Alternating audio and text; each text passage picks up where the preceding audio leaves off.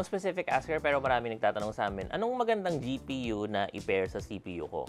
This is Pwede Magtanong Thursday. Hardware Sugar is a computer shop pero kahit hindi ka customer, gusto pa rin namin makatulong, especially para sa mga nagsisimula pa lang sa PC hobby. So the real question here is, ano yung best value upgrade, in this case yung GPU, para sa existing na system or a component na you're set to get na? Yun bang hindi magba-bottleneck? And sa totoo lang, wala naman talagang sobrang negative effect pag bottleneck yung component mo. The worst would be yung unrealized potential niya, but usually hindi ganun ka-significant yon unless sobrang luma na ng CPU mo.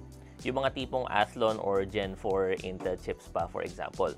Yung best starting point would be to research yung mga kasabay niya in terms of generation and tier, plus 2 or 3 years or 2 generations. So for example, may Ryzen 3600K. That was released on 2019 and 2000 series pa nun. So, yung sulit would be a 3060 up to a 4060.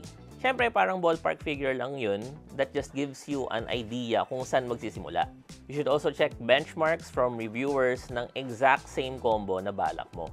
Lastly, check mo rin yung prices kasi especially dito sa Philippines, iba yung SRP and pricing talaga. So, do your research pa rin.